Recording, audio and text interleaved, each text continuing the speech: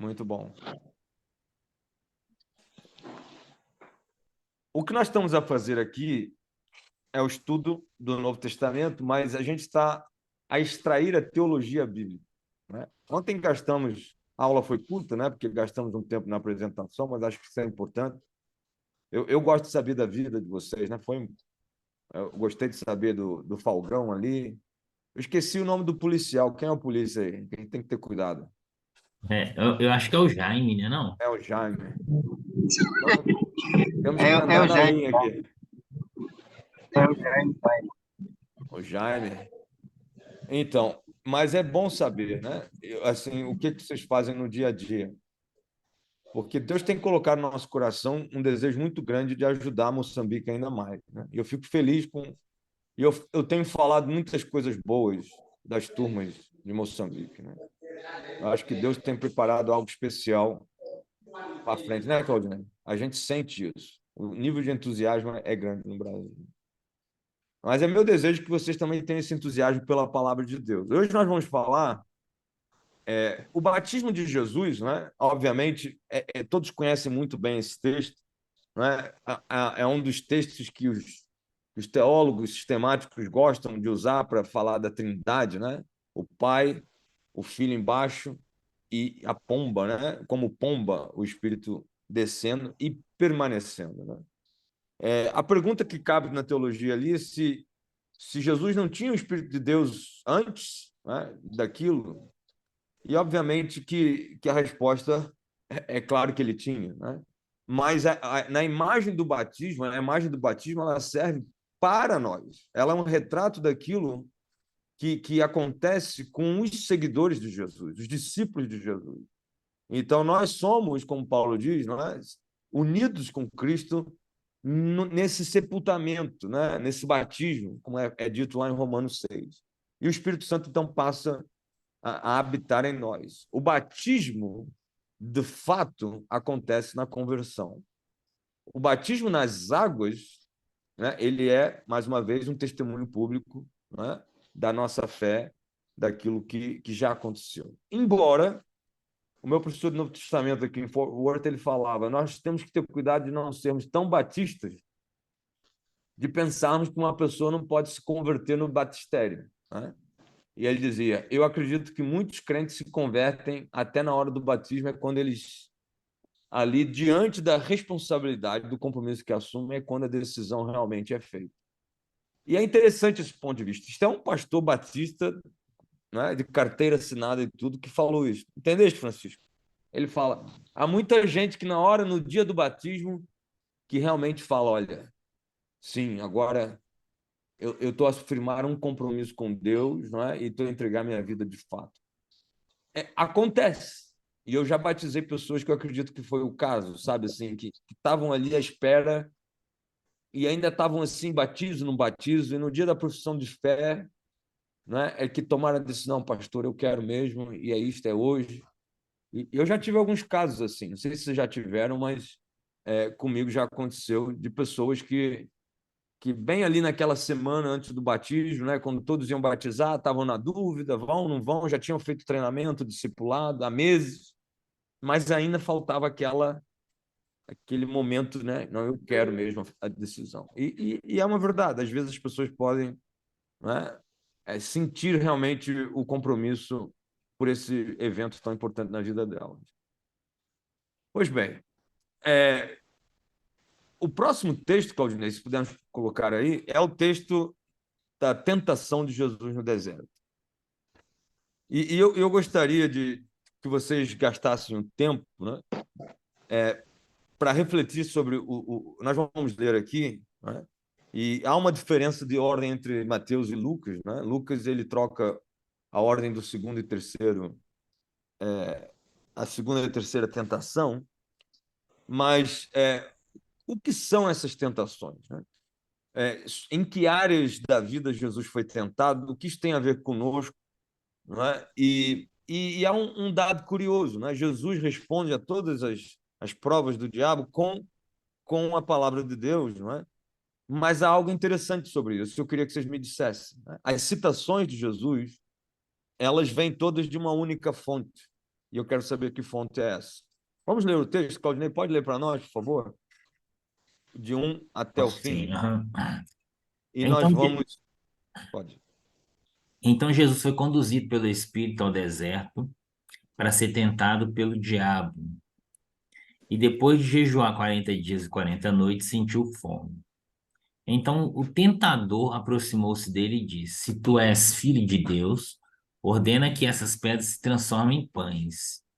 Mas Jesus lhe disse: Está escrito, nem só de pão o homem viverá, mas de toda palavra que sai da boca de Deus. Então o diabo o levou à terra, à cidade santa, colocou-o na parte mais alta do templo e disse: Se és filho de Deus, lança-te daqui abaixo, porque está escrito: Aos teus anjos dará ordem a teu respeito, e eles te sustentarão com as mãos para que não tropeces em nenhuma pedra. Jesus respondeu: Também está escrito: Não tentarás o Senhor teu Deus. O diabo levou ainda a um monte muito alto e mostrou-lhe todos os reinos do mundo e a glória deles, e disse: Eu te darei tudo isso se prostrado me adorares. Então Jesus respondeu: Vai-te, Satanás, pois está escrito: Ao Senhor teu Deus adorarás e só a ele prestará culto. Então o diabo deixou e vieram anjos e passaram a servi-lo. Muito bem. Vamos para a primeira tentação. Qual era a área que Jesus estava a ser provado ali? O que é especificamente a área que Jesus estava a ser tentado? Ele jejuou 40 dias e 40 noites e diz o texto que ele sentiu fome. É uma declaração um pouco óbvia, né? Hein, Francisco? 40 dias sem comer. Há quem diga que medicamente até é impossível, né? Mas, na verdade, há pessoas que já fizeram jejum. E é engraçado que eu conheço alguns que fizeram e quiseram até escrever livros, alguns, né? E mostrar porque estavam querendo ter uma experiência a mais ali. Mas, obviamente, que os 40 dias são um símbolo, né, da vida de Moisés e do Êxodo, né? E Mateus ele vai construir o seu livro todo na estrutura mosaica, né? Ele vai usar vários elementos da Torá, né? Da lei do Velho Testamento. Ele vai construir uma estrutura de 5, né? Nós temos 5 grandes discursos em Mateus, que é a estrutura né, semelhante aos 5 livros da Torá, do Pentateuco. Ele vai usar a figura de Moisés repetitivamente, né? O texto da narrativa de Jesus com os pais fugindo para o Egito, né?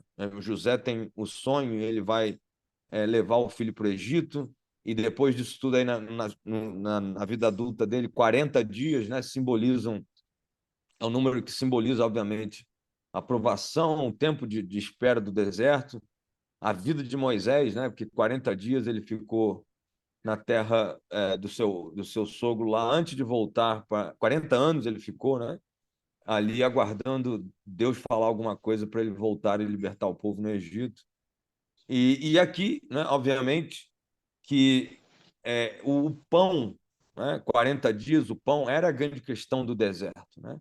E o povo no deserto sofreu com essa tentação e perdeu muitas vezes. Né?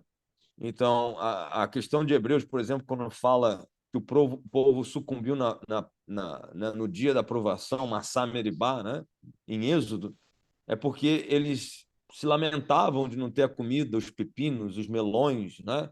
Que haviam no Egito, e por causa disso queriam voltar atrás, né? Queriam deixar tudo e voltar para a terra onde eles eram escravos.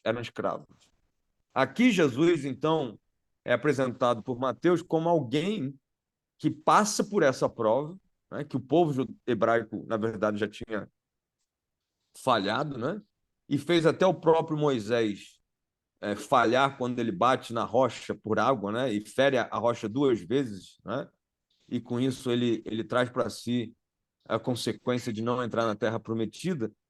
Mas Jesus, quando está nessa provação, ele vai ser tentado também, a palavra obviamente a mesma, né? Ele vai ser testado, né?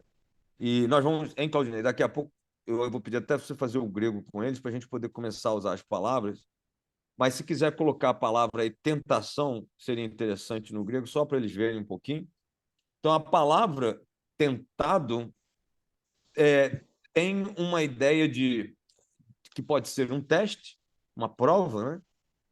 Ou pode ser uma situação em que a sua real identidade, o seu propósito verdadeiro vai ser evidenciado, né? Então, o jejum, obviamente, aqui, né, é um jejum de comida, né? Porque de água provavelmente não seria possível, né? Embora esse é o questionamento da ciência, né? Que com água você não poderia ficar tanto tempo, né? Então é um jejum realmente do alimento, né? Mas não da água, né? E Jesus, vamos lá ver a palavra aí, perasmos, né? Essa palavra é a que aparece várias vezes, inclusive no livro de Tiago, quando ele fala ninguém é ser tentado, né? Diga que é por Deus tentado. Clica no número para nós. Né? Esse aqui nós chamamos um site que nós vamos usar muito, chama Bible Hub em inglês, né? Bible Hub, aqui, ó, Bible Hub. Né? Mas a gente traduz o Claudinei, depois vai dar a dica para vocês. Mostra o significado aí para nós, Claudinei. Está pouco baixo. O perazzo, né? Está em inglês, né? Mas a definição, né? Aqui tem o verbo na forma infinitiva, né? Então, fazer prova. Na verdade, o verbo no grego não é infinitivo, mas a gente que traduz na forma infinitiva, né? Mas é sempre na primeira pessoa do presente, né? O peirazo, eu faço prova, eu tento. Né? Então, a palavra tem a ver com isso. Peira, aqui embaixo, teste, julgamento. Originalmente para testar, para tentar, qual era, né? Um significado... Lá embaixo, por favor, Claudinei. Né? Em Mateus pode ter o sentido negativo, mas também é usado para testes no sentido positivo, como aqui, ó, Mateus 4:11. Então, lá embaixo, por favor, tem mais significados. O Strongs, esse aí no 4:11 é um teste positivo, né? Colocou... Não, pode descer.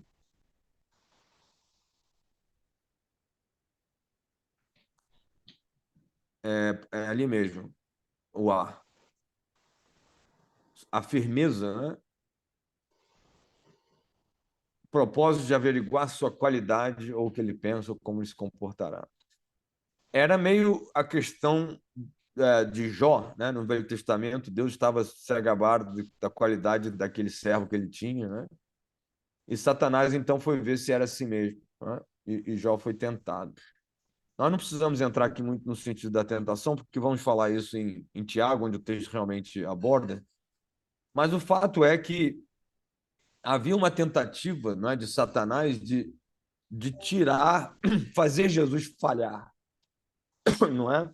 E isso fica claro nessa tentação, porque e falhar em que sentido? Não é? Jesus tinha uma missão para cumprir. E ele veio ao mundo com uma missão. E o Satanás parecia que sabia disso, né? E tentava desvirtuar Jesus, tirá-lo da sua trajetória. Então, no sentido bem objetivo e prático, né, a tentação ela é um gesto do inimigo, né, do adversário, como Paulo fala lá em algumas circunstâncias, né? E o próprio Jesus fala para Saulo, né? Por que você me persegue? Por que você se opõe a mim?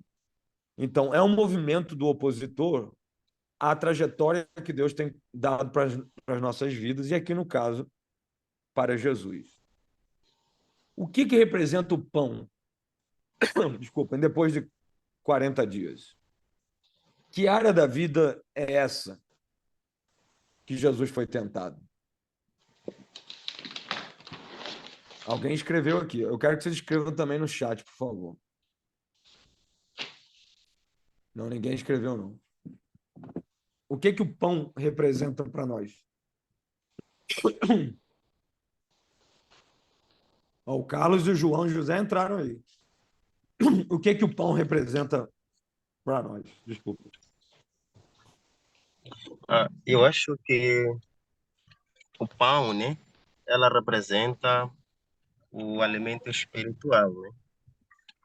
Porque depois conseguimos observar claramente a defesa de Jesus quando Satanás ela tenta de que se tu realmente és filho de Deus, poder transformar a pedra em pão.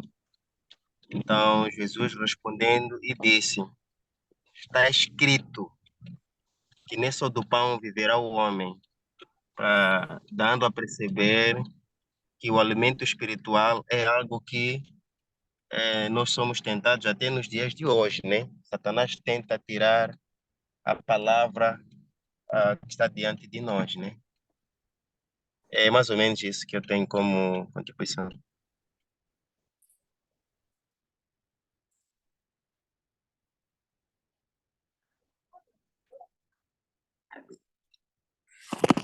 Foi o José, né? Muito bom, José. A comida, ela é essencial para nós, né? Vocês estão num continente que a África é um continente que a fome é algo real, né? Não sei se Moçambique é tão sério quanto em alguns lugares, é tão grande como, mas eu tenho certeza que em Moçambique há muita fome, não é? Há muita gente que carece do pão, não é verdade? E sim ou não? Ou não há fome em Moçambique? Sim,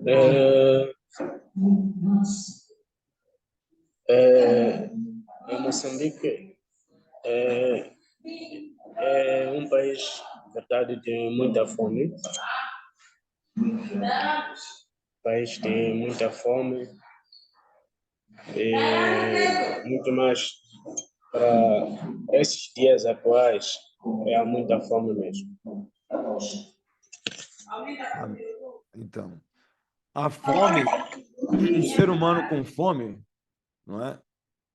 Ele perde toda a sua capacidade até de julgar, né? De ter bom discernimento, porque ele está atrás de uma única coisa, né? Que é o alimento. Quando nós estamos com fome, ontem eu estava falando isso aqui em casa no nosso devocional em família, e nós estamos a estudar o livro de Deuteronômio, né? Mas a comida, ela transforma o semblante da pessoa, né? Deixa eu chegar mais perto, porque eu acho que vocês não estão me vendo assim muito bem, né? A falta do alimento, ela transforma até, né, o semblante da pessoa. Ô, Muniz, pode falar, por favor, desculpa. Estás com a mão levantada aí. Bem, eu na verdade, eu queria ah, acrescentar um pouco naquilo que o irmão falou há bocado, justificando o que representa o pão, conforme a pergunta do pastor. Portanto, na minha percepção, quanto à questão que se colocou da representação do pão, quando se falou na tentação do Senhor Jesus Cristo, eu entendo que o pão, depois de o Satanás ter visto o tempo em que Jesus Cristo durou e sabendo que ele iria necessitar de se alimentar e sabendo que já com aquela fragilidade e que ele estava sendo guiado pelo Espírito Santo, ele encontrou uma forma de poder enganar falando de comida. Porque, ora, vejamos, todos nós, quando podemos até passar um dia ou mesmo algumas horas, mas quando aparece um prato na nossa frente, comemos, até dizemos, eu quase morria de fome. Então, nessa vertente, quando o diabo vem e fala de pão, o pão é uma fragilidade para um corpo já cansado. Mas é necessário, na verdade, porque é com o pão que nós ganhamos forças. Mas na altura ou no tempo em que Jesus Cristo estava a passar, sendo guiado do Espírito Santo, então o Satanás vinha para despistar o interesse ou o caminho de salvação, da nossa salvação, tirando Jesus Cristo do caminho que ele seguia. Portanto, essa é a minha percepção, levando em conta a explicação que o pastor deu quando falou de Moisés, que ele caiu quando ele ouviu aquele barulho do povo e foi bater na pedra para poder jorrar a água. Aquela foi tentação e que para Jesus Cristo não foi fácil, porque ele percebeu e falou na cara do diabo que ele não podia fazer isso, porque não é do pão que o homem vive, mas apenas da palavra de Deus. Então eu queria, em algum momento, eu queria exatamente falar, justificando o significado do pão nessa vertente. Obrigado. Amém, Muniz. É isso mesmo. Muito obrigado pela palavra. O alimento mexe com a gente, né? Eu não sei se algum de vocês aí passou fome já. Eu espero que não. Mas se alguém teve essa experiência, sabe o quão marcante é isso, né, na vida da pessoa. Então, a pessoa fica agressiva, ela fica violenta, não é isso? Porque ela, instintivamente, né, ela vai estar num estado de sobrevivência, né? E o ser humano, quando ele está à luta, quando ele está atrás das coisas básicas, na medicina a gente fala isso, né, Francisco? São os reflexos primários de sede, fome, sexo, por exemplo, também, né?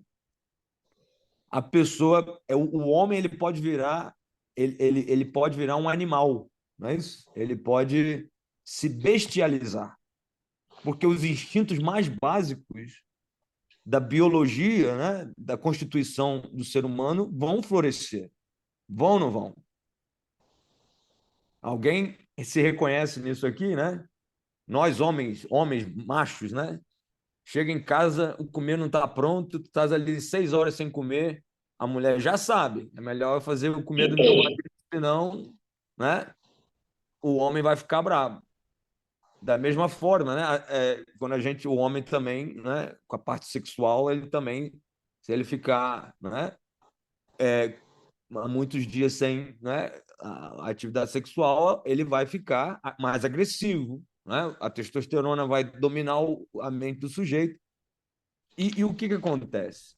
Nós vamos entrar num estado mais animalesco, como os animais mesmo, como as bestas do campo, ir atrás das coisas básicas. O interessante é que a resposta de Jesus, qual é? Nem só de pão viverá o homem. Numa hora em que os instintos, a fisiologia, a natureza de quem nós somos estava querendo falar mais alto, Jesus dá uma resposta baseada no Velho Testamento. Eu quero que vocês me digam qual é o livro aí, que ele diz: não só de pão viverá o homem. Certo? Há um aspecto muito interessante que, na verdade, eu aprendi isso com um rabino judeu mesmo, que apresentando o conceito do Pentateuco, né? Ele aborda a questão do homem da seguinte forma, né? A palavra homem no hebraico, ela tem três maneiras de se escrever, né? A primeira delas é a forma Adão, né? Que é em relação ao próprio Adão, né? A palavra Adão quer dizer homem. E o Adão, ele é aquele que tem a imagem e semelhança de Deus, né? É a forma mais elevada. Inclusive, a primeira letra do nome de Adão é a mesma letra, né, da palavra Adonai, né? E Elohim também, acredito eu, né? No hebraico. Mas há outras formas, não é? No hebraico, né? E a forma mais simples, mais comum dela, né? Inclusive tem, né, uma das letras hebraicas. Vocês já fizeram hebraico, né? Já fizeram o alfabeto, né? Mas ela faz referência, até na sua forma, na descrição, meio que a forma de um macaco, né? Assim como se fosse. Isso é a explicação do Rabino. E aí ele quer dizer o seguinte: ele diz que o homem, na sua existência, ele tem duas direções. Ou ele pode ir na direção de Deus, que é espírito, e encontrar realmente a inspiração para as coisas mais elevadas, né? Uma existência à semelhança de Deus. Ou ele pode, à semelhança dos animais, né? Se comportar como um deles. E ele dá um exemplo muito interessante que eu acho muito curioso, né? Ele fala assim: quando você vai no zoológico, né? Aqui o zoológico, porque, né, vocês estão na África, não sei se vocês veem muitos primatas, né? Mas se tu vires ele fala assim, lá no zoológico, se eu vir um gorila, obviamente que há semelhanças entre o homem e o gorila, né? Ele parece muito, né? Os primatas se parecem conosco, humanos.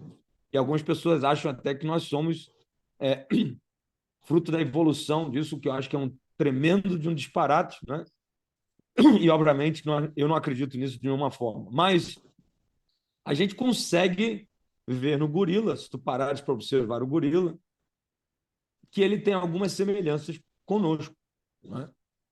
Mas, ao fim do dia, o gorila vai ser um gorila, né? Ele anda pelado, ele tem sexo com a gorila a olhos vistos, não é? Ele se comporta agressivamente em determinadas circunstâncias, ele é um animal. E nós, muitas vezes, né, podemos ir nessa direção de sermos puros animais, né? Por exemplo, a questão que nós chamamos de pecado, vamos pensar aqui, né?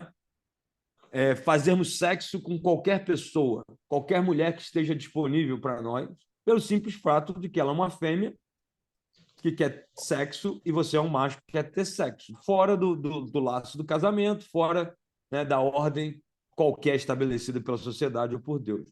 É um comportamento animalesco, de animal. Pensar em comida, né? Aí quando você vai no supermercado e tem escassez de algum produto, eu já vivi isso no Brasil, né? Quando teve uma greve de caminhoneiros e eu estava ali com 10 filhos para comprar leite no mercado, só tinham 2 caixas de leite, né? E eu peguei as 2 caixas e uma senhora falou assim: ah, eu preciso de uma e tal. E eu falei assim: não, pode levar, né? Aí eu tirei uma do meu carrinho, dei para ela, mas o desespero era tanto quando falta comida, né? Que as pessoas começam até a brigar por causa do alimento. Isso é animalesco, isso é coisa. Então, quando os instintos afloram,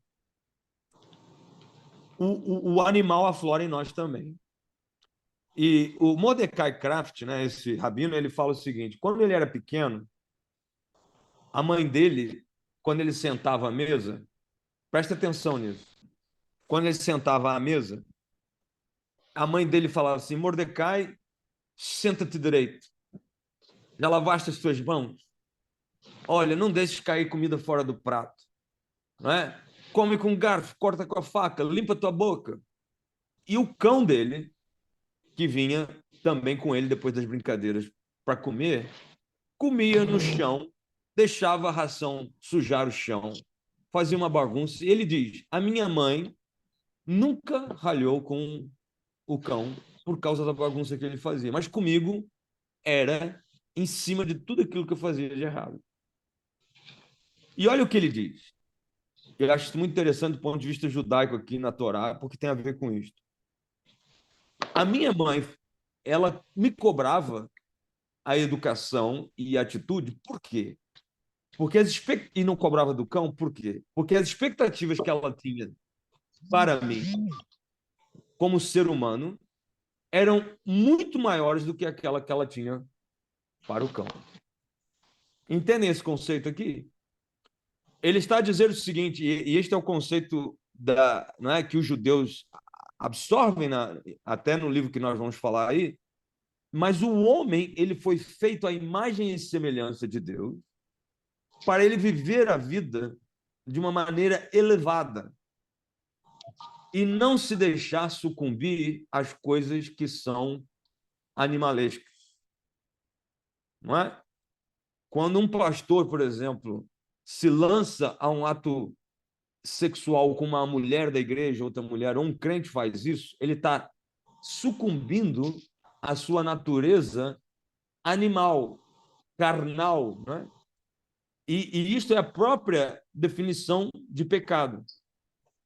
Quando Jesus fala, nem só de pão viverá o homem, nós poderíamos colocar aqui outras coisas no lugar de pão, como não só de sexo viverá um homem, não só de água, não só de casa, não só de trabalho, não só de carro, não só de dinheiro, não só de seguro, não só de isto, daquilo. As coisas que nós achamos que são essenciais para a vida e que muitas vezes nos fazem nos render,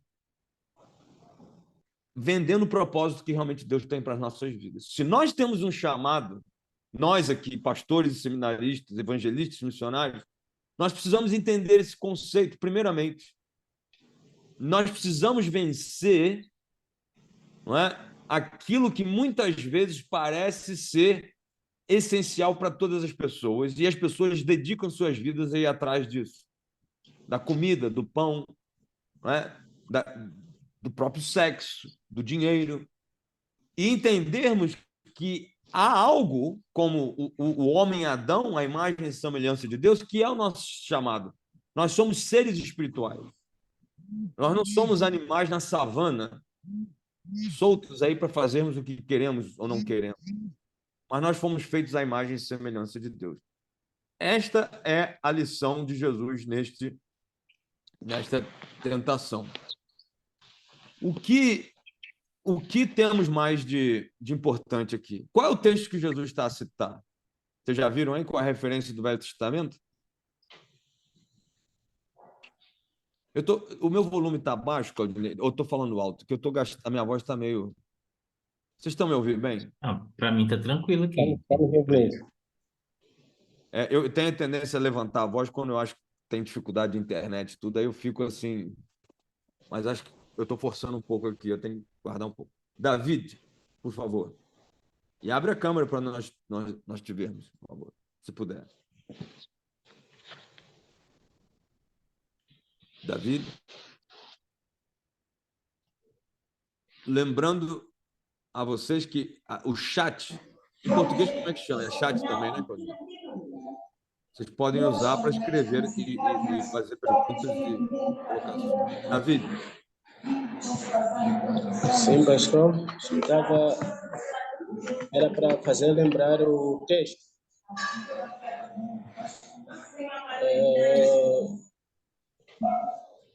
Que fala da criação do homem à semelhança. Não, o texto que Jesus usa. Ele usa, nas 3 respostas, ele usa textos do Velho Testamento. Qual é o livro que ele usa nas 3 citações? Essa é a minha pergunta. Ok? Entendeu? Não entendi.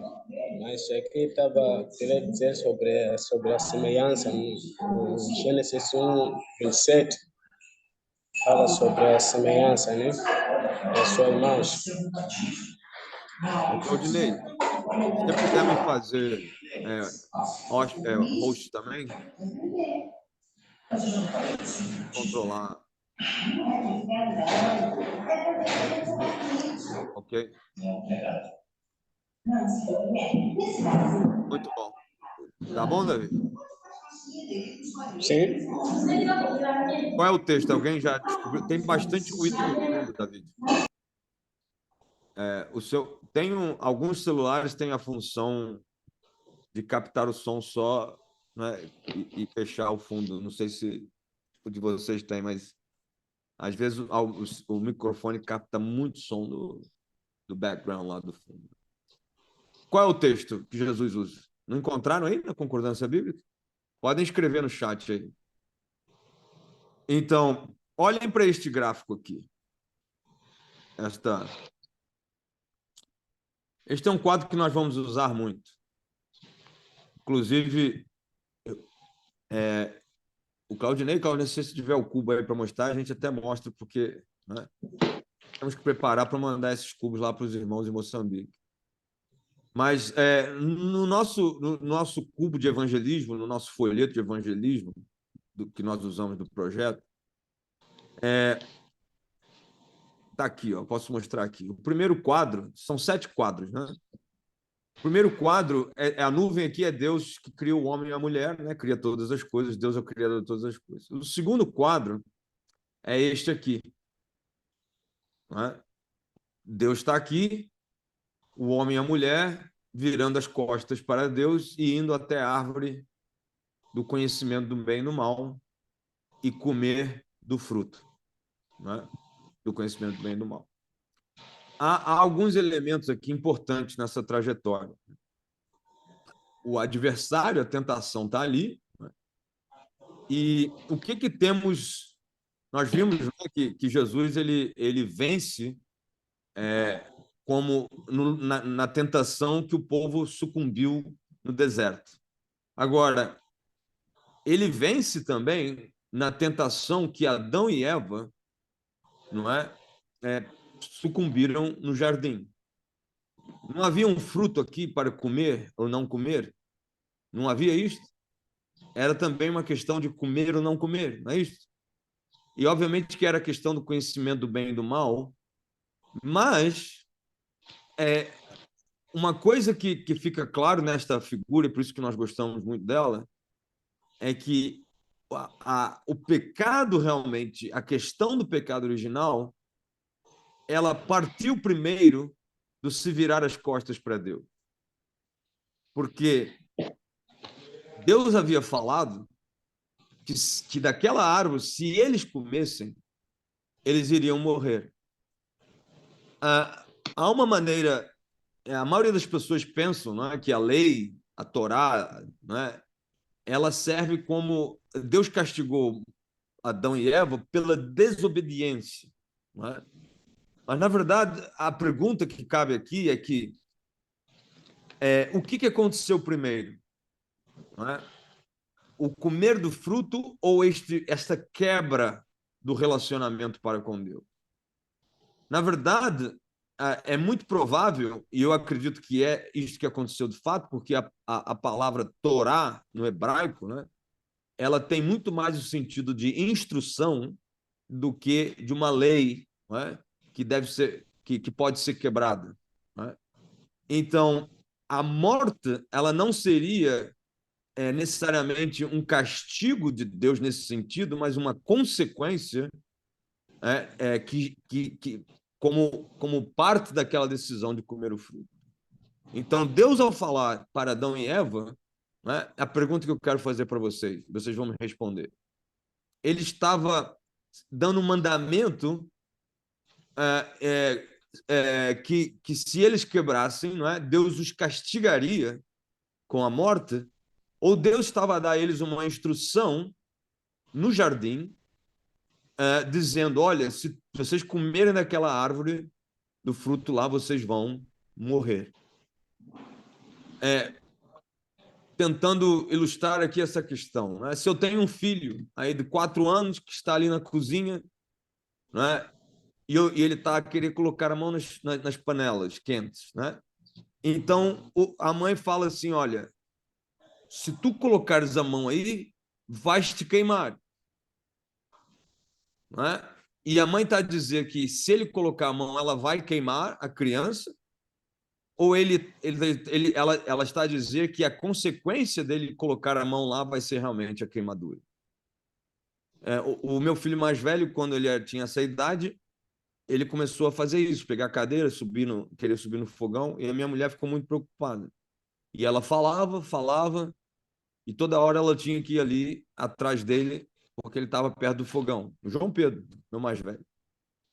E eu já estava meio preocupado, trabalhando, chegava em casa e um dia eu cheguei e decidi pegar a mão dele, o dedinho, o indicador, e eu fui e peguei o dedo e coloquei na panela quente. Eu mesmo fiz.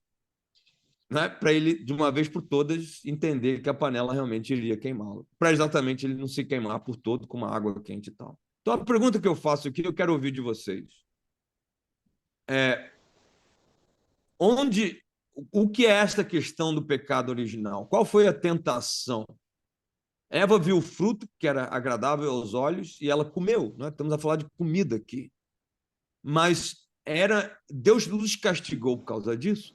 Ou a queda, a morte, ela já era uma consequência pré-estabelecida ao se comer desse fruto? Alguns estão a escrever aí. Jaime, durante a tentação do deserto, sobre o pão, Jesus citou o livro de Deuteronômio 8:3. Muito bem, é isso que eu queria ouvir. Antônio Supinho, Deus estava dando uma instrução. Muito bem. Alguém discorda? Isto é muito importante. É muito importante, Antônio. Não é? A maioria das pessoas pensa que Deus ficou brabo, não é? E aí a queda então aconteceu. Na verdade, o castigo de Deus, que na verdade é mais uma precaução contra ele mesmo, né? Ele diz: o que queremos fazer agora que o homem é como nós, conhecedor do bem e do mal? Então, para eles não comerem da árvore da vida, Deus os expulsa do jardim, da sua presença. Isto sim foi um ato deliberado de Deus após a queda. Mas a morte, né, o fato de morrer, né, parece ser, como o Antônio falou, a consequência natural daquele ato de comer do fruto. Quem quer falar? Quero ouvir vocês.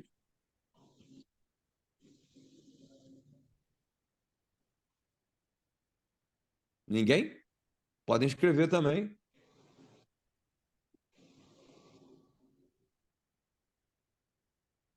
Então vamos continuar. Jesus responde. Talvez, desculpa, Pode pastor. falar, Jaime.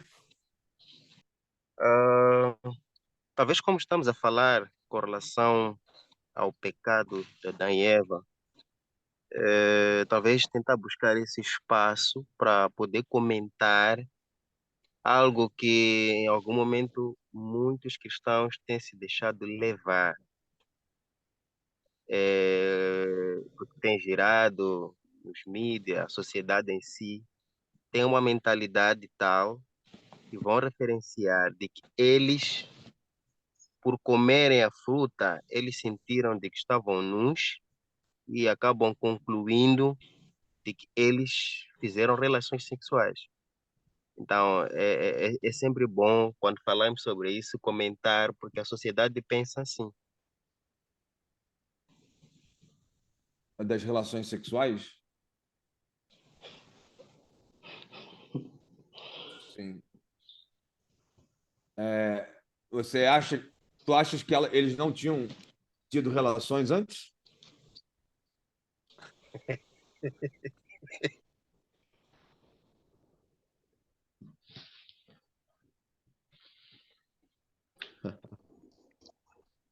O texto, quando fala, né, que Deus fez a mulher,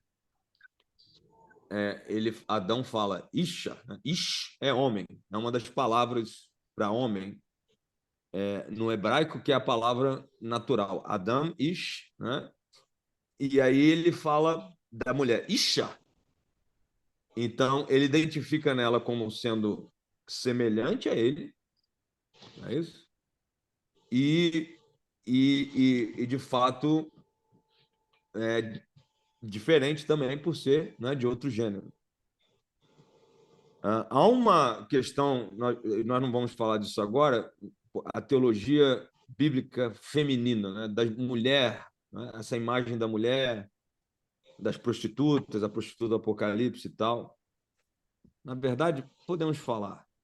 Deixa eu mostrar aqui.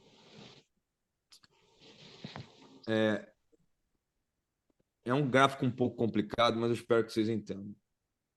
Deus criou a mulher, né?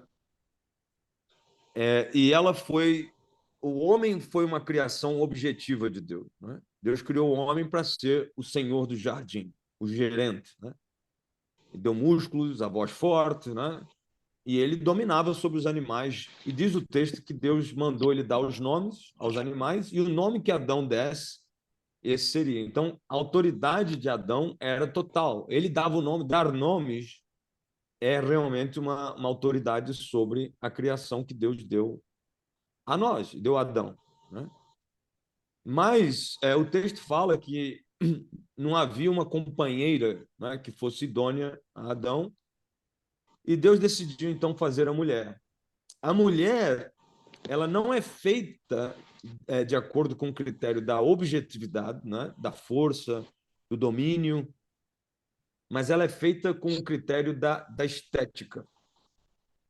Então, o Deus, ao fazer o homem, pensou no homem como uma máquina que funciona bem, né? Claro que tem uma parte estética, mas a parte estética ela é menor do que a parte funcional. Quando Deus faz a mulher, ele faz a mulher para surpreender o homem na sua beleza, na sua estética. Nós todos somos homens aqui e acho que podemos falar isso, né? As nossas mulheres nos surpreendem, né? O corpo, a beleza, a estética feminina. A razão por que as mulheres são atraentes para os homens é porque Deus fez assim, para deixar os homens de queixo caído. E é isso que acontece. Elas têm um poder da beleza sobre os homens. Só que isso extrapolou, né, provavelmente, a área, né, de atração, né, que não foi só para o homem, mas a mulher se tornou, talvez, né, o centro de toda a criação por causa da sua beleza, né? Isto sou eu que falo, não está na Bíblia, mas é uma especulação minha, né? E é só para a gente fazer o exercício teológico aqui. Por que a mulher foi tentada e não o homem, em primeiro lugar? Será que a serpente aqui ela tinha um certo ciúme? Porque Adão agora ele só tinha olhos para Eva? Porque Eva agora tinha se tornado, não a dominadora da criação, mas o centro de todas as atenções para Adão, né? Então, há na Bíblia uma trajetória, por exemplo, quando isso, né, Deus aqui, na trajetória de Deus, a nuvem, que passa pela mulher, não é? Lá em Apocalipse, que está com o sol sobre a cabeça, que ela pisa a lua, né? E ela está pronta a dar a luz, e o dragão, que é a antiga serpente, né, está pronto para devorar o filho da mulher. E é interessante que lá em Gênesis, né, fala isso, que o teu filho vai prisar a cabeça da serpente e ela vai, né, morder-lhe o calcanhar. Nós sabemos disso, sabemos da cruz, sabemos de Jesus. Ele é o descendente de mulher, ele é nascido de mulher. E, na verdade, ele é o cordeiro, né, que tem 7 chifres e ele que vai vencer e tal. E a mulher, a história da mulher na Bíblia, através de Maria, né, ela redime Eva. Mas o dragão está sempre querendo destruir o fruto da mulher. É uma briga entre a serpente e a mulher. Paulo, inclusive, fala para as mulheres estarem caladas nas igrejas por causa disto. Porque ele percebe que as mulheres são alvo dessa tentação, né, de Satanás, da serpente, como foi no jardim. Isso continua. As mulheres que se associam com o dragão são, na verdade, as prostitutas. A Jezabel, a mulher, né, a grande prostituta meretriz no Apocalipse, que, na verdade, ela monta no dragão. Essa aqui ela está associada com o dragão, ela anda junto, mas ela é uma prostituta. E o dragão aqui, né, ao invés de ser o cordeiro, ele tem 7 cabeças, em vez de ter uma cabeça, 7 chifres, ele tem 7 cabeças, 10 chifres, e aí vai. Então, até o fim da história, desde Eva, desde a queda, nós vamos ter essas duas linhagens, assim, né? A linhagem das mulheres que estão construindo a história com Deus, não é? E essas são que formam a igreja, que formam a nação de Israel, né? Que formam o povo de Deus. E nós temos a linhagem daqueles que se levantam contra aquilo que Deus está fazendo, contra Cristo e tudo mais. E essa luta começa no Éden, né? Começou no Éden. Entendem isso? Então, a questão sexual, Jaime, ela é importante porque ela permite a reprodução, né? E Eva, ela vai reproduzir quando a Terra também está produzindo, né?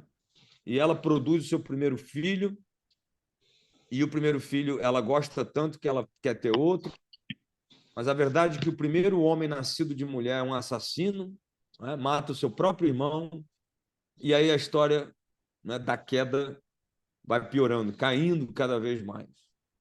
Então, a sexualidade, ela realmente ela é criada por Deus para a reprodução. É interessante que na cronologia de Gênesis não há reprodução antes, né, da queda. E também não vai haver reprodução, né, aparentemente, pelo que Jesus fala, porque ninguém vai se dar casamento na eternidade, né?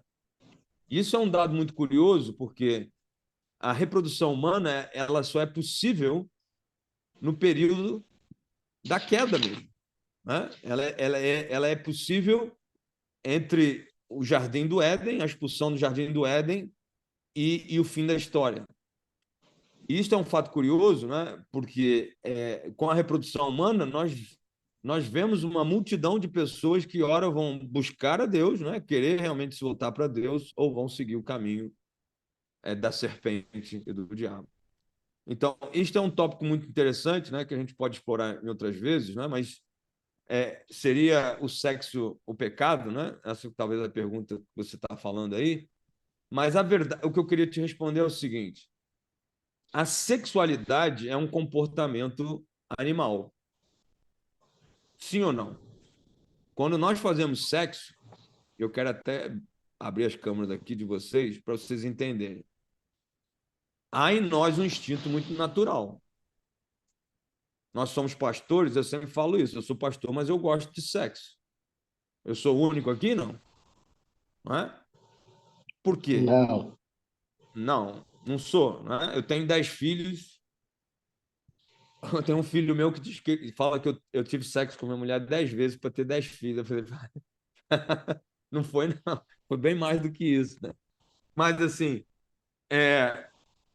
o que eu quero dizer com isso? Quando nós fazemos sexo, por exemplo, a questão do Jaime, vamos ser honestos aqui.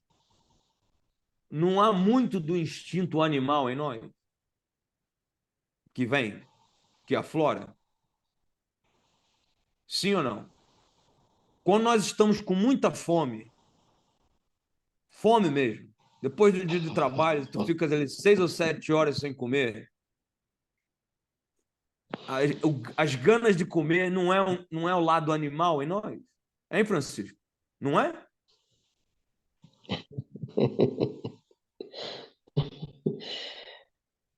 Não concorda? Eu fiz um curso Não, no concordo, pastor. Não, é verdade, nós precisamos ser Concordo, sinceros. pastor.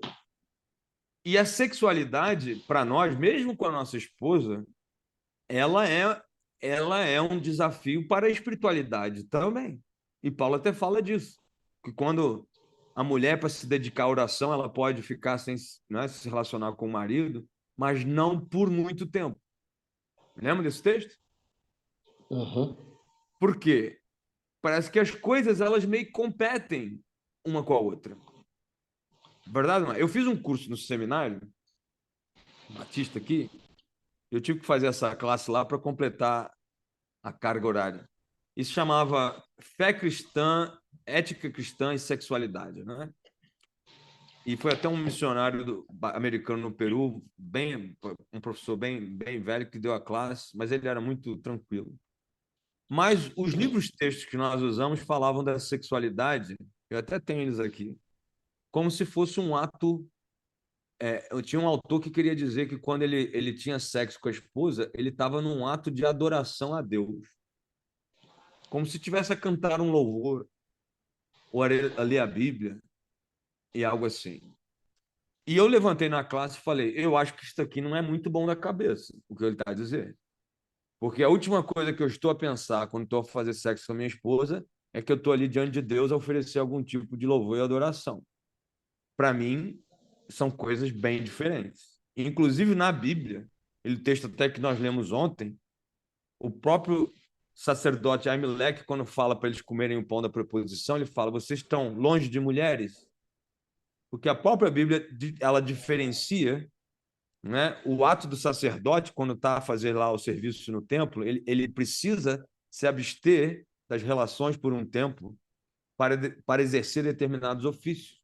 Não é que o sexo seja errado, mas o sexo aflora em nós um determinado comportamento, não é? Que é mais da carne, é mais da biologia, é mais animalesco. Entendem isso?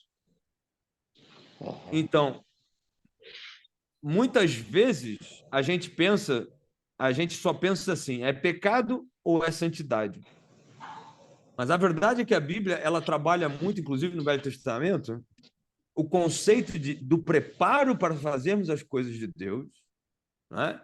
Quando a gente vai pregar ou quando a gente vai se dedicar a uma missão mais importante, há que haver uma consagração, e às vezes essas consagrações são até transitórias, são por um tempo, são importantes. E a gente precisa entender essa realidade de quem nós somos. O lado fisiológico, animal, físico, e o lado espiritual que se assemelha com Deus. E nós precisamos entender isto para que a gente não tente jogar um jogo que é impossível. Não é? Como dizer que eu estou a fazer sexo com Deus, com a minha mulher, né? E estou a fazer um ato de adoração a Deus. Isto cheira às orgias, né, das religiões gregas e coisas assim. Porque as pessoas estão a tentar conjugar coisas que não são possíveis não é, naquilo que a Bíblia diz. Entende? Francisco, queres falar alguma coisa aqui?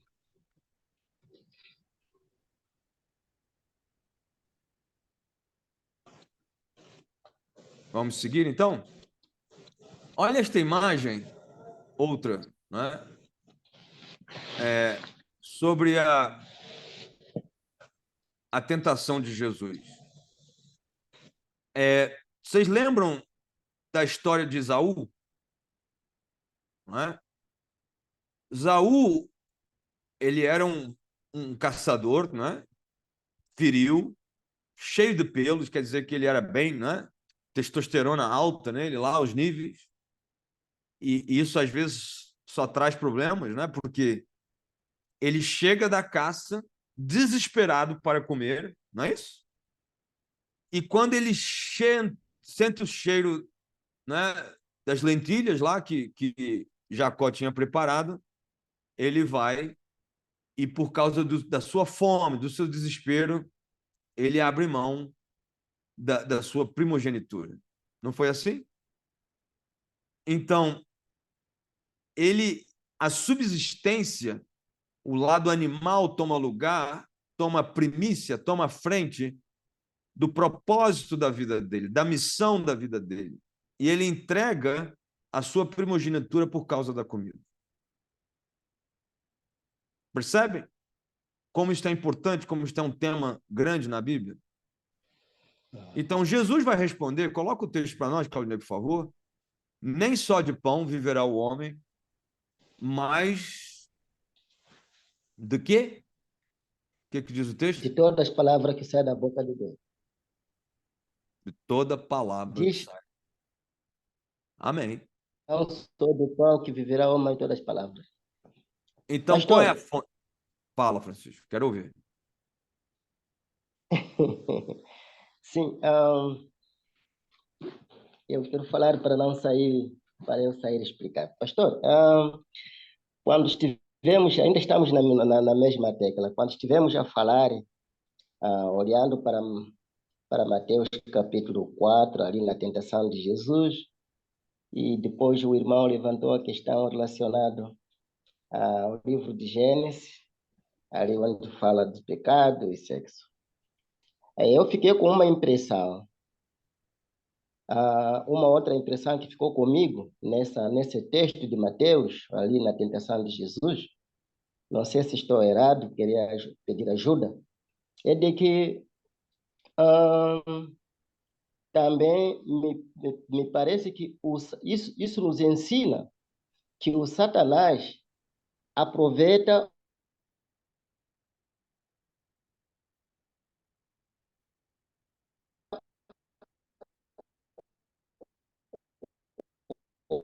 Eu penso que o Satanás quer aproveitar, aliás, o Satanás aproveita, conhece as nossas fraquezas. O Satanás conhece as nossas fraquezas. E ele entre nós, descobre as nossas fraquezas, e ele pensa que essa é uma parte importante, que provavelmente se for atacado nessa parte, ele pode conseguir alcançar o seu objetivo. Sim. Muito bom. O pessoal está perguntando Da aqui internet. O Satanás bem sabia de que Jesus Cristo tinha fome. Provavelmente estaríamos aqui a aprender de que o Satanás conhece as nossas fraquezas e ele aproveita as nossas fraquezas para poder nos desviar.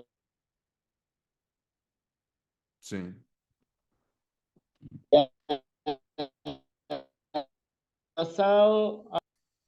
Em relação à questão do pecado que está sendo falado aqui,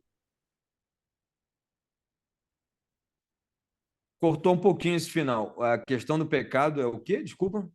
a questão não tem nada a relação, porque no Evangelho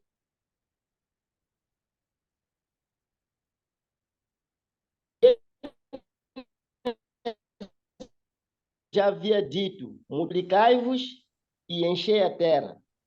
Portanto, se a raça humana devia multiplicar e encher a terra, termos que praticar sexo, alguém com a sua esposa seria o pecado, nesse caso Adão e Eva, porque eram os únicos. Então, estaríamos aqui a dizer que quando Deus disse multiplicai-vos e encher a terra, estaria a dizer que pequem. Portanto, eu retiro a possibilidade de que fazer sexo com a sua esposa seja um pecado, porque Deus já havia orientado que o ser humano devia se multiplicar e encher a terra. Portanto, era esse meu comentário em relação ao reparo naquilo que as pessoas dizem que o pecado referido no Jardim do Éden seja do sexo. Era isso que eu queria dizer, pastor. Obrigado pela atenção. Sim, concordo totalmente, né? O pecado original não pode ser o sexo. O pecado original é, na verdade, virar as costas para Deus, não confiar que Deus queria o melhor para eles ao dar a instrução. A serpente trabalha na cabeça de Eva, né? A dúvida se Deus realmente estava a dar o melhor para eles. Não, Deus está fazendo isso porque ele sabe que quando vocês comerem, certamente vão se abrir os olhos e vocês vão ser iguais a Deus. E aí Eva fica pensando, Deus não está dando o melhor para nós, não. Ele está a esconder algo, né, para nós, porque ele não quer realmente nos dar tudo. Então, o pecado original, ele vem pela dúvida que a serpente coloca na cabeça dela, né, se Deus realmente os amava e queria realmente dar tudo para eles, né, como fruto desse amor. E isto vai ser evidenciado naquele texto que a gente leu ontem, de Jesus no Getsêmani. Jesus vence essa dúvida da pior maneira possível. Porque se Eva ela vai ter dúvidas se Deus realmente amava e ela podia confiar em Deus, que Deus estava dando tudo para eles ou não, e estava, né? Inclusive a própria árvore do conhecimento do mal estava lá à disposição deles, Deus não fechou essa árvore numa cerca. Jesus ele vai confiar no Pai não é? No amor do Pai, mesmo diante de uma morte terrível como aquela, que não fazia o menor sentido. O que o Pai pediu para Jesus não foi: não coma dessa árvore, meu filho, senão você vai morrer. O que o Pai pediu para Jesus é: você vai ter que morrer uma morte, não é, agonizante na cruz, porque isso aqui é o melhor para você. E Jesus, ele vence o pecado porque ele vence a dúvida de que o Pai queria o melhor para ele. Ele confia, ele se entrega, ele faça-se a tua vontade. Por que ele fala isso? Porque ele tem a certeza que, mesmo não fazendo sentido morrer numa cruz, não é, uma morte daquela, o Pai queria o melhor para ele. Eva, ela não venceu essa tentação. Ela duvidou de Deus e ela comeu do fruto. Jesus, ele não duvidou do Pai e ele se entregou para morrer. Entendem aqui? Entendeu isso, Francisco? A essência disso aqui no pecado original é relacional. A questão aqui é relacional. O pecado original não é desobediência, até porque não havia lei ainda. O homem só vai conhecer o certo e errado depois de comer o fruto. E aí nós passamos a ter certo e errado. Mas o homem, ele quebra o relacionamento com o pai pela dúvida, pela falta de confiança, de fidelidade para com o pai. E, aliás, a palavra que define aquilo que nós temos com Deus é a palavra fé, né? Que, na verdade, no grego, nós vamos ver várias vezes, na verdade, deveria ser traduzido muitas vezes como fidelidade, porque é isso que Deus espera de nós. Deus quer que a gente se volte para Ele, né? Que a gente dê as costas para esse desejo de comer do bem e do mal. Muita gente acha que Jesus morreu na cruz para você comer mais do fruto, do certo e do errado. Aí cria a religião do certo e do errado, que na verdade é o farisaísmo, é o legalismo moderno, que está cheio nas igrejas hoje. As pessoas que acham que Jesus derramou o sangue para a gente ficar um conjuntinho de regras, né? Em relação ao sexo, então, Jaime, como que tem regras? E as pessoas querem, tem pastor que quer quase entrar no quarto dos casais para dizer o que tem que ser, o que não tem que ser, como é que faz sexo, se é desse jeito, se é assado, se é cozido, sei lá. E aí, não é? A gente cria uma religião do certo e errado porque nós estamos comendo ainda mais desse fruto. Ao invés de nos voltarmos para Deus, de deixarmos Deus ser o nosso Senhor mesmo, o Espírito Santo dominar os nossos corações, e aí então fazermos a vontade dele nesse mundo aqui. O que precisa ser consertado não é o certo sobre o errado, mas é o relacionamento de volta com o Pai. Vocês entendem isso? Isso é fundamental, né, no cristianismo. Esaú, ele pecou porque ele não considerou importante aquilo que Deus ia fazer na vida dele. Jacó, por outro lado, ele queria ser parte da história. E ele brigou para isso. Ele correu atrás para ser realmente alguém que estava, né, tendo uma vida no propósito de Deus. A missão para ele era importante. Entendeu? E ele dá as lentilhas porque a comida para ele não era nada. E ele dá para o irmão esfomeado e ele perde por causa disso. Né? É interessante que, de uma certa forma, Jacó poderia ser visto como Satanás aqui, né? Porque ele faz Esaú cair, né, nessa tentação, ele perde. Mas se nós olharmos até por esse aspecto, nós vamos ver que a tentação, muitas vezes, ela é como uma etapa do jogo, né, da vida, da trajetória. Se nós perdermos nessa etapa, se nós sucumbirmos àquela tentação ali, nós vamos perder o jogo como todo da vida, o nosso propósito como todo. E é isso que Deus sabe. Por isso, né, como alguém falou aqui, e eu não estou mostrando. Desculpem. Eu achei que eu estava mostrando e não estava. Então, o homem tem que se voltar para Deus, está vendo aqui? E não ir de novo comer do fruto do bem e do mal. Muita gente quer fazer isso, quer Jesus para voltar aqui. O que precisa ser consertado é isso. Deus como centro da nossa atenção, a coisa que tem mais valor, amar a Deus em fidelidade, né? Em fé. E aí os frutos desse relacionamento vão acontecer. Deus, ele quer isso, ele quer essa restauração para que o homem ande na presença dele. A gente não precisa ficar tentando fazer o certo para fazer merecer, né? Para merecer de novo a atenção de Deus. Nós precisamos confiar em Deus, no amor dele por nós. Esaú, como eu estava dizendo aqui, né? Ele sucumbe ao prato de lentilhas e Jacó faz ele perder o jogo, né? Da vida. E é isso que a tentação muitas vezes é para nós. Vai um pastor ter sexo com uma mulher, né, na igreja que não é a esposa. A gente teve um caso desse no Brasil agora, há uns 3 anos atrás. E o pastor Batista foi descoberto nesse caso aí. Ele se levantou, Claudinei. Tem igreja hoje? É pastor? Não mais, né? Tem como restaurar isso? Deus perdoa. A questão não é perdão. Mas a carreira, o ministério dele, parece que acabou. Não é isso? E todo mundo consegue entender a gravidade disso. Né? São coisas que são irreparáveis para quem se propõe a ser um pastor, um ministro do evangelho. Não é que não tenha perdão, é que você perde o jogo. Perde o jogo. Então, entendeu o que eu estou falando aqui? Por isso, quando Deus fala para Adão e Eva, se vocês comerem, vocês vão morrer. É uma instrução. Igual um técnico falando para a equipe de futebol, olha, se vocês fizerem assim, vocês vão perder o jogo. Né? E quando você desobedece, nesse sentido, ou não segue a instrução que, na verdade, é para você ganhar a etapa, você vai perder. E eles perderam. E muitas vezes é isso que acontece na vida. Jesus estava aqui, sendo tentado, e o diabo queria que ele perdesse. Ele perdesse a missão que ele veio ao mundo.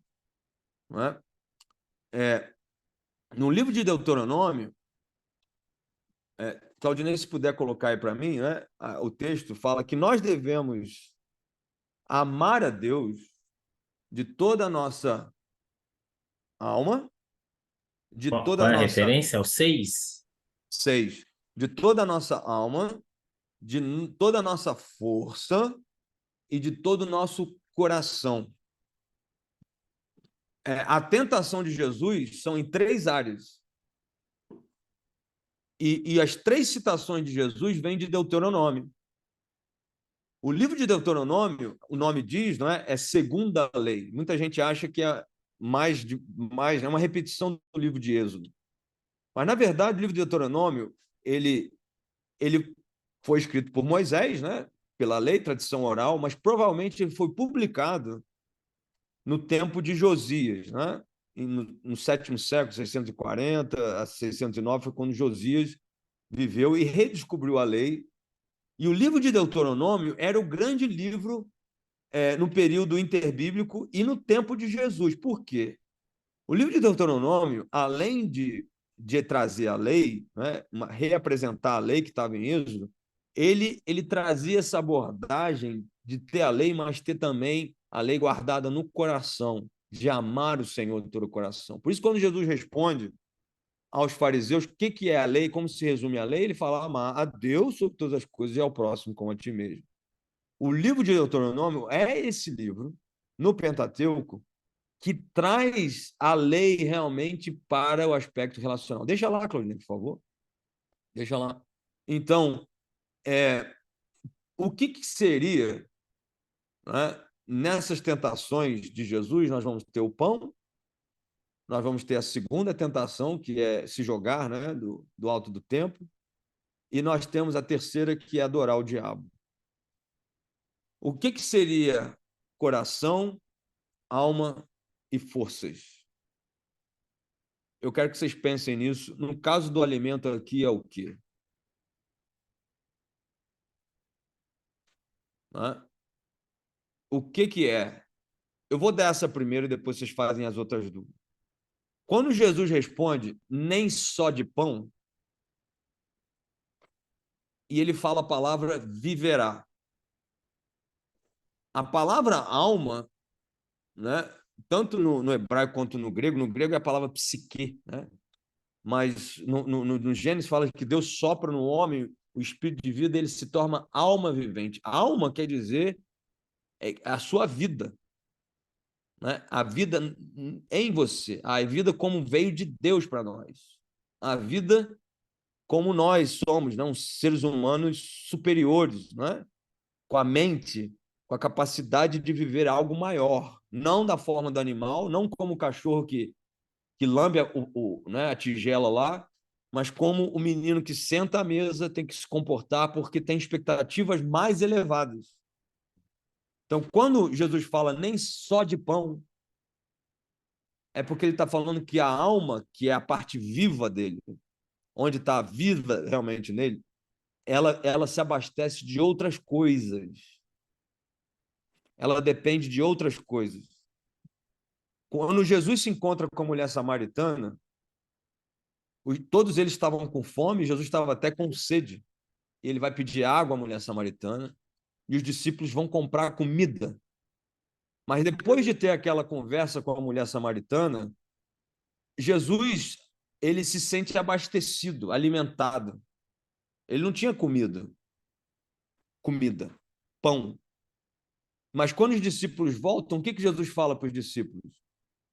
Eu tenho uma outra comida para comer que vocês não conhecem, porque ele estava abastecido na sua alma por causa daquela experiência com aquela mulher. Vocês já tiveram momentos assim, em que as experiências com Deus, as experiências no reino de Deus são tão fortes que você até esquece, né? Que você tem um corpo da comida e tudo mais, você está fazendo com tanto prazer, tanto regozijo, que realmente a sua alma está saciada.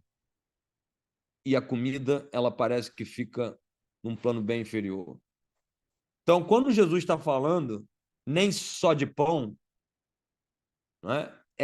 Viverá o homem, ele está dizendo, não é, a alma não depende de pão, né? Mas ela depende da palavra, do alimento que sai da boca de Deus.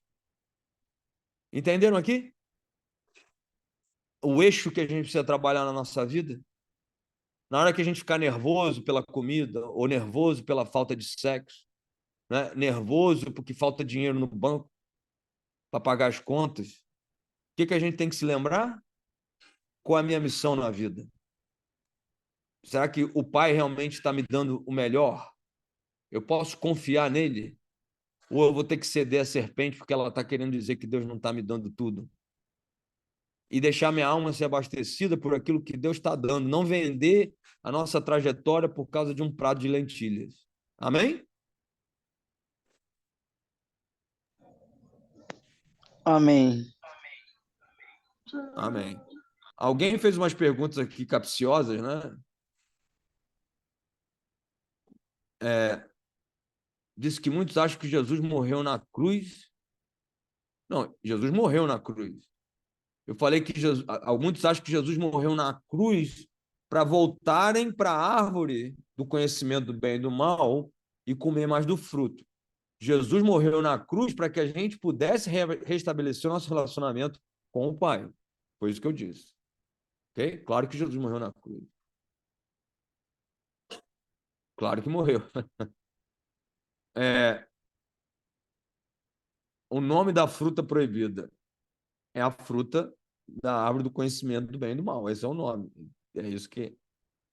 Se a sua mulher nega fazer o sexo, será que é melhor fazer masturbação? Olha a pergunta aí, né?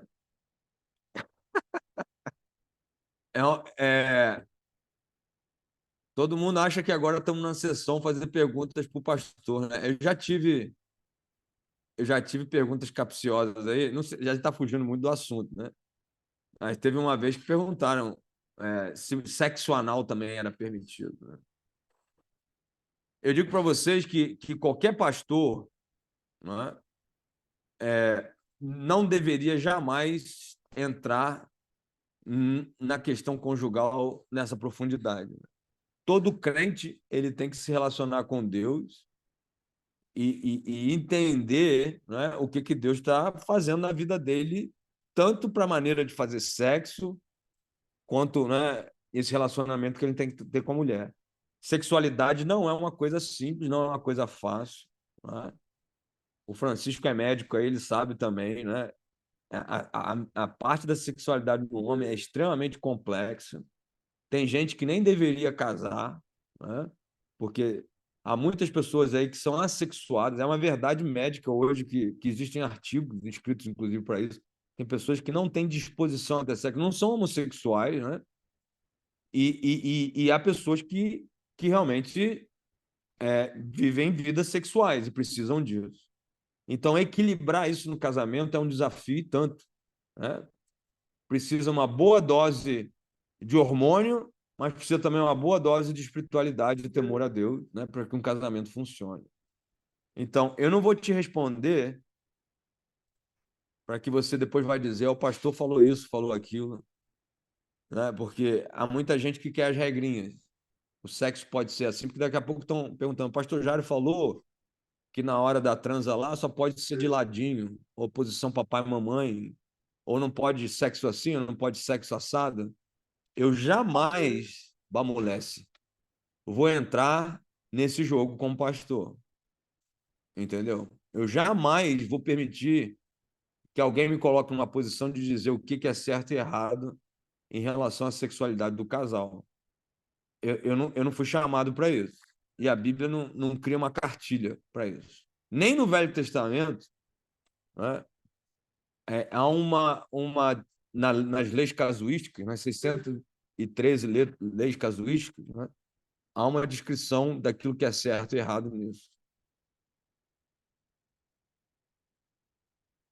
O Salva está perguntando: podemos considerar o sexo como algo sagrado? Você ouviu quando eu falei do caso lá que alguns falaram que era adoração, né? Eu acho que o sexo, a família tem que ser, a união entre uma mulher tem que ser consagrada, a união. Mas eu fico um pouco incomodado com a ideia de falar que sexo é algo sagrado por causa desses desvirtuamentos aí de achar que sexo é um ato de adoração, entendeu? Isso para mim é religião grega, orgia no templo lá, né? Dos deuses da reprodução, que achavam que estavam adorando a Deus a fazer sexo, né?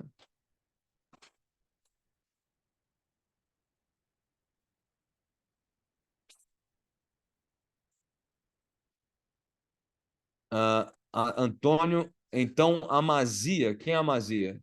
Mais para o que a carne queria. E abriu mão de seguir a Deus. Quem é Amazia?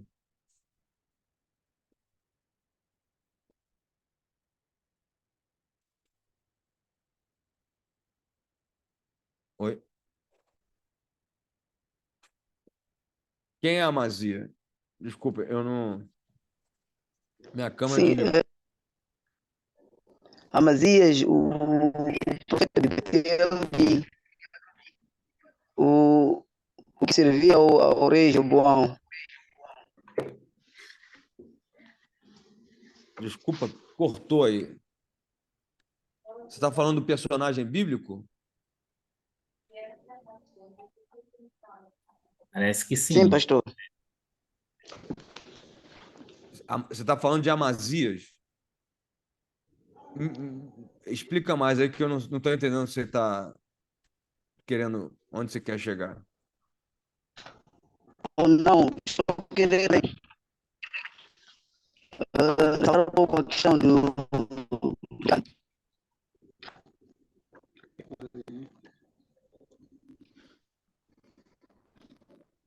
Eu não entendi.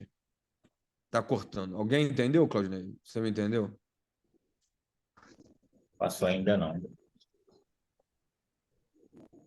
Escreve, Antônio, mais um pouco aí, por favor. Como eu disse, né?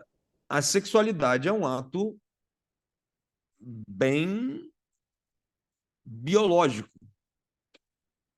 não é isso?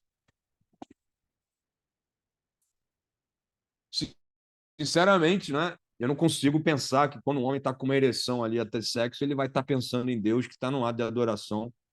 Na minha cabeça, isso são coisas diferentes, né? E é isso que eu acho que é estranho,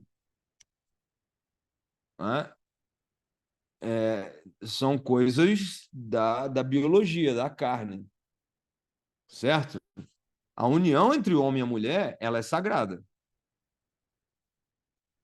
certo? E se é nesse sentido que você está falando, tudo bem, mas cuidado com, não é? É um território um pouco perigoso isso aí.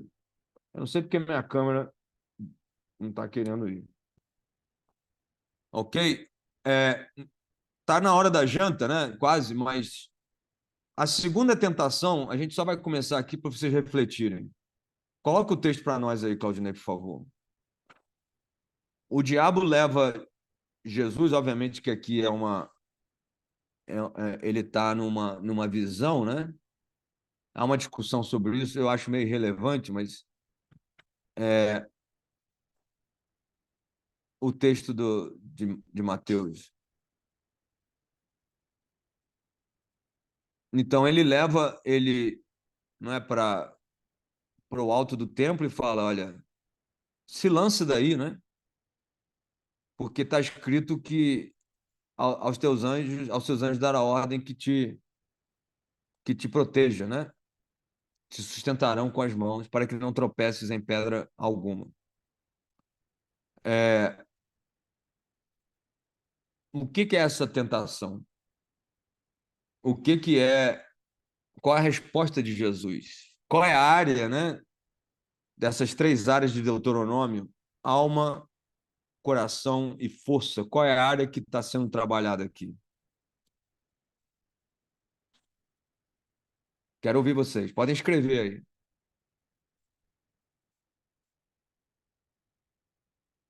Se Jesus pulasse do, do alto do templo, o que ele estaria cometendo? Qual seria o erro dele?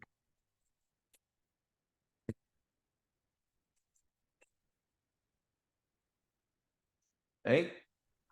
Eu acho que ele estaria a cair mesmo na tentação, porque o diabo estava tentando Sim.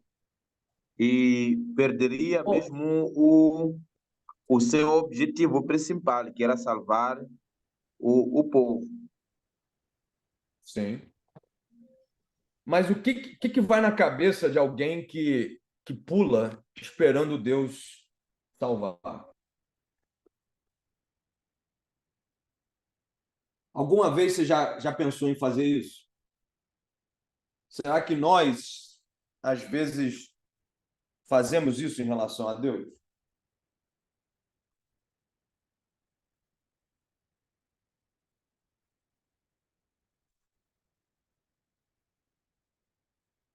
Hein? O que é isso? Eu acho que sim. De que forma? Em algumas vezes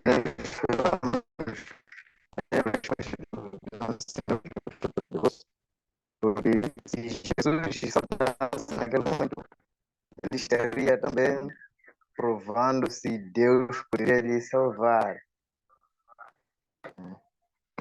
Esse é o meu ponto de vista. E, pastor, também deixei uma questão aí, já tentando responder. Eu tive dificuldade de entender. Você pode repetir ou escrever, por favor?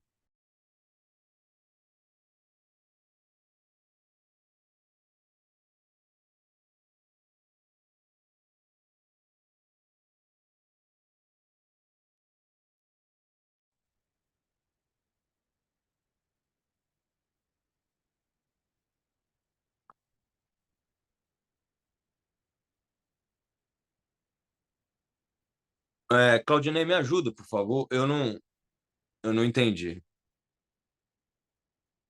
Não, eu também não. Ô, Carlos, acho que você vai precisar repetir para nós, fazendo favor. Ou escreve. Ou escreve aí. Tá, ele está escrevendo. Só um raciocínio aqui, né? Quando a pessoa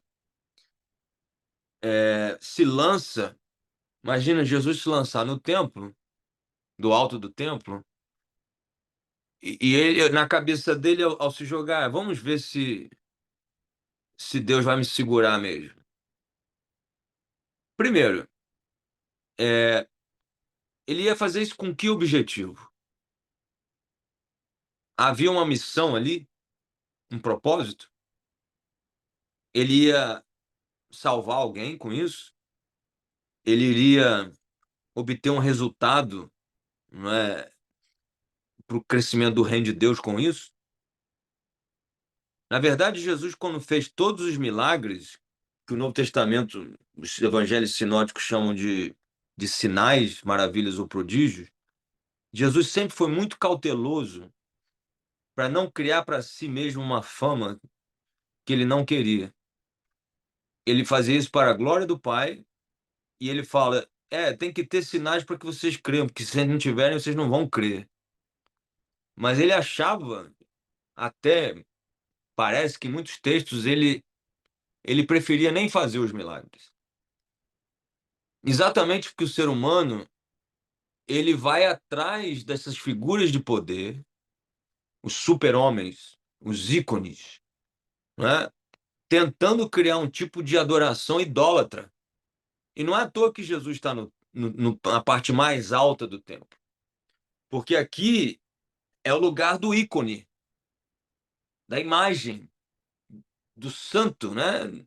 Da estátua, que performa, né? Que tem uma performance que agrada a todos, para que todos possam reconhecer o quanto ele é especial e tem poder. Essa é a religião pagã que a gente vê até hoje em muitas igrejas pentecostais, né? Quando no Brasil é muito comum isso, você tem aquelas igrejas neopentecostais e o crente neopentecostal ele vai atrás do poder do pastor. Aí, de repente, tem um outro pastor que tem mais poder, aí vai todo mundo atrás do outro pastor, aí o outro tenta mostrar que tem mais poder, e aí fica lá no Brasil é assim, universal, brigando com a graça, brigando com aquela. E o crente, os crentes, né, entre aspas aqui, estão em busca dos ícones. O que a gente chama em inglês o personality cult, o culto à personalidade, né, ao popstar. Mas o que os popstars são? O que esses pastores que ocupam esse lugar, né? Em igrejas batistas, inclusive. Muitas igrejas batistas. Né? Os pastores querem ser a figura insubstituível. O que eles querem demonstrar com isso? Que eles são especiais para Deus. Que eles estão debaixo de uma bênção que ninguém mais tem. Porque o importante para eles não é o que Deus quer que eles façam, a missão que eles têm a realizar na terra como pastores e líderes, mas é o valor que eles precisam ter na mente das pessoas, o reconhecimento pelo público, as palmas, não é? Os seguidores no Facebook, no YouTube, no Instagram. E esse pecado é o pecado da vaidade. É o ocupar aquela posição por ocupar, tentando resgatar algo que foi perdido no Jardim do Éden, que era exatamente o valor que Adão e Eva tinham para Deus, porque estavam diante de Deus todos os dias. O Deus que vinha, os amava, passeava com ele no jardim, conversava, dava atenção e se alegrava com a presença deles.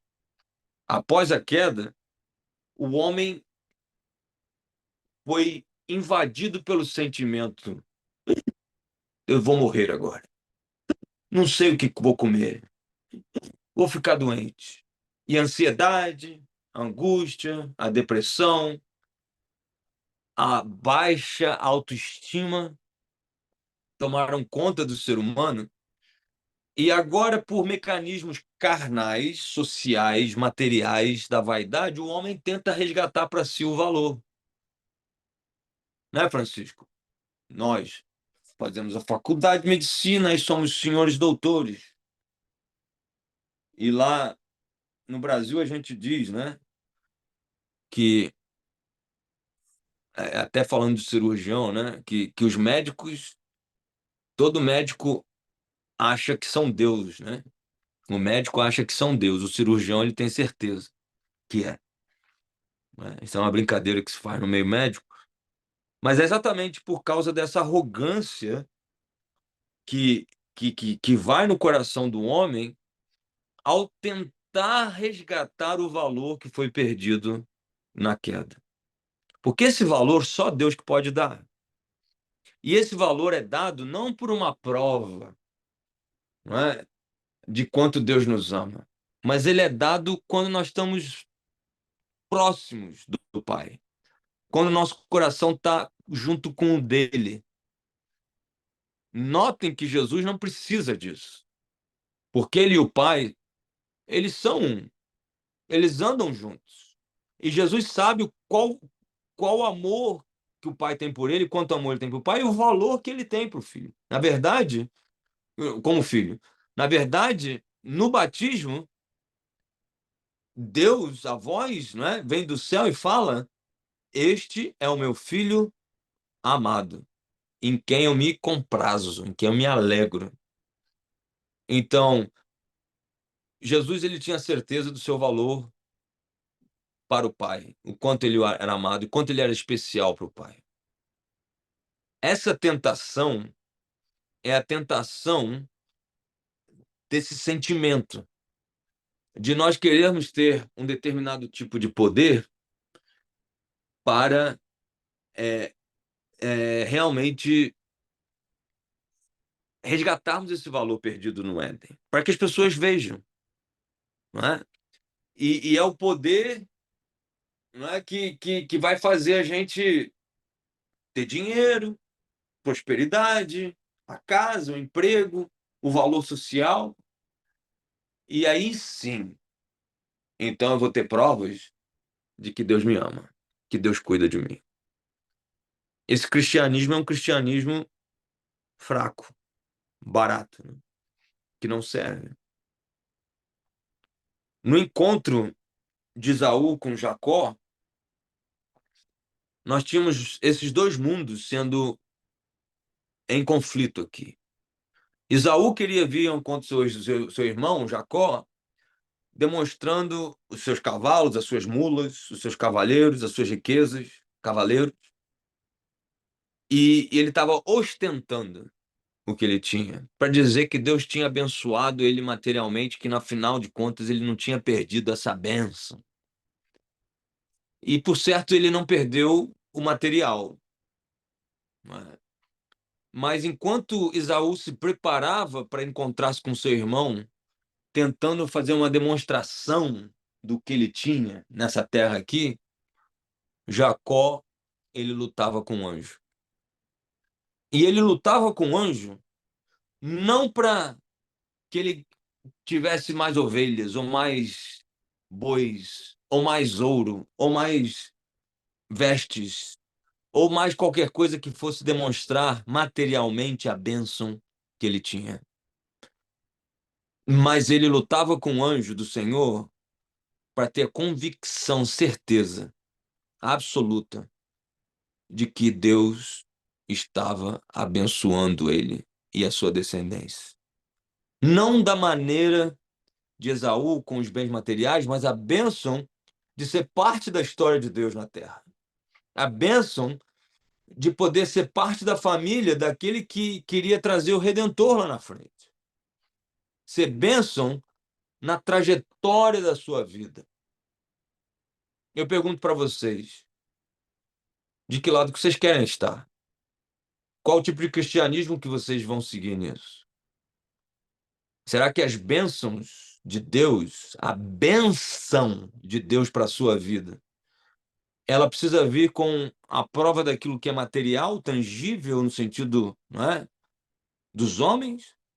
Ou ela precisa vir da certeza no coração do que Deus realmente está fazendo na sua vida, o quão especial é, o filho que você é para Deus, o amor que Deus tem por você? É isso que o crente de verdade sente ao se encontrar com Jesus na cruz. Ele não sente só que está salvo, que ele está perdoado, mas ele se sente filho, amado, cuidado, protegido e que está aqui representando o Pai na Terra para uma missão única, eterna, exclusiva. Quando Jacó se encontra com Esaú ali naquele campo, há um, há um choque dessas duas mentalidades. Eles se abraçam. Esaú está contente porque ele pode demonstrar, né, tudo que ele tinha. Mas dentro do seu coração, Jacó, ele sabia que ele tinha a verdadeira bênção de Deus com ele. E isso é muito interessante porque é um divisor de águas, a história de dois irmãos, né? Assim como Abel e Caim, uma história muito interessante sobre como a gente deve se relacionar com Deus, né? E a gente vai falar muito de Abel e Caim também. Mas qual desses quesitos? Vamos parar para a janta de vocês aí, mas eu quero que na volta vocês me digam. Alma, alma, mente, né? Alma ou mente, coração ou o seu poder, suas forças? Qual seria essa área aqui? Amém? Vamos parar para jantar? Tem alguém fazendo alguma pergunta, não? Escreveram aqui? Sim, escreveram. Deixa eu só ler aqui. Eu acho que se Jesus pulasse, não ia ganhar nada e perdia a fé do poder ter seu objetivo, porque na verdade era apenas só para testar qual era a posição de Jesus. Mas Jesus mostrou de verdade o que ele estava a fazer. Se Jesus pulasse, o Neves falou, estaria dando ouvidos ao diabo e para a sua própria glória. Só para ver, hoje em dia tem muitos pastores que tentam fazer o jejum que Jesus fez no 40 dias e 40 noites e muitos deles não terminam bem. Acabam morrendo e isso mostra-nos que a fé e o objetivo está longe deles. É por vaidade, né? Jesus fala que quando a gente jejuar, a gente tem que ungir a cabeça com óleo e não mostrar para ninguém. No templo, sendo testado Satanás, se caso ele saltasse, ele estaria também testando a Deus. Na fase da tentação, ele se repara com o Jó. Ele se compara, né? Onde existia a ligação de Satanás e Deus. Não entendi totalmente isso aqui, não, Carlos João, mas se você quiser explicar um pouquinho mais, vamos parar para a janta e a gente volta, tá bom? 20 minutos?